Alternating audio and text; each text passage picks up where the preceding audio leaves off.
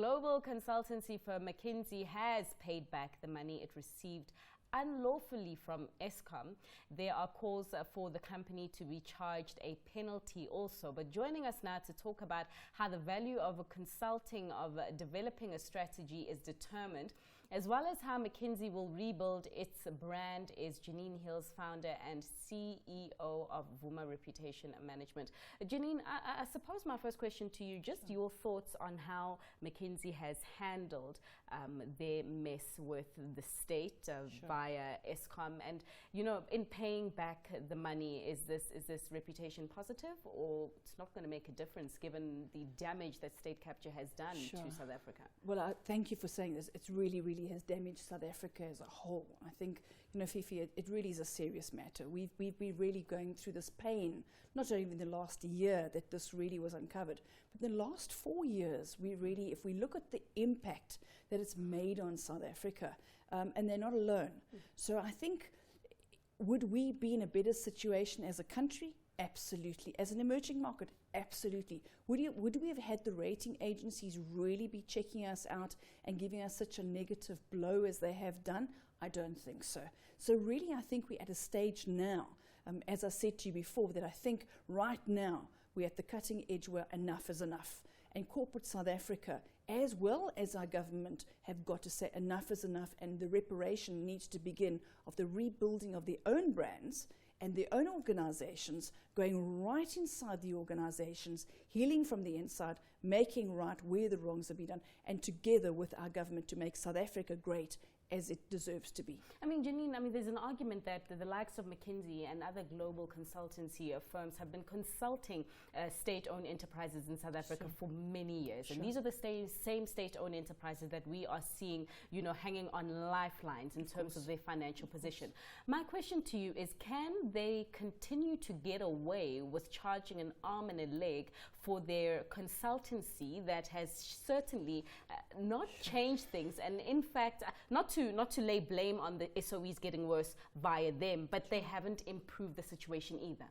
Well, I think that's where it comes down to our own skills as well, where we as organizations and as people in South Africa have got to upskill ourselves. That's the one thing. And we've got to start focusing on that, so you're not completely reliant on agencies to define your direction as far as your business case is concerned. And a long time ago, I learned this in building, eBucks and building Vodacom and building the organization that I was part of, was business case prevails.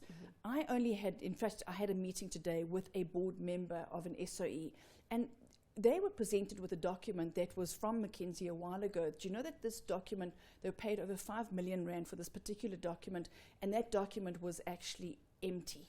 There was no way that they could use those documents. So but then how does McKinsey justify that amount? Exactly. How do they value their services at 500 million rand? I think this is where we have to start saying what is real, what is genuine, and what really has got to, are you really going to impact on business? And again, I go back to, will the business case prevail?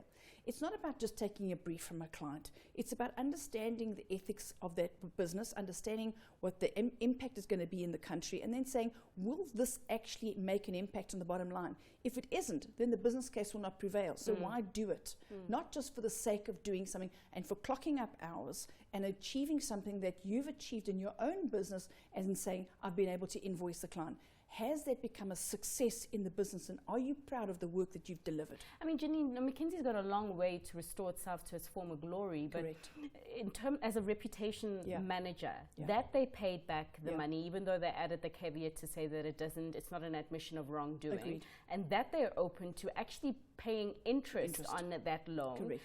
Is this a step in the right direction in terms of restoring its reputation? Fifi, absolutely. That is the one side of it. The other side of it is, I listened to Bonang Mohale's interview on Business Day, and he really laid into how they'd handled it. They said they'd reacted rather smoothly and rather speedily. Absolutely not.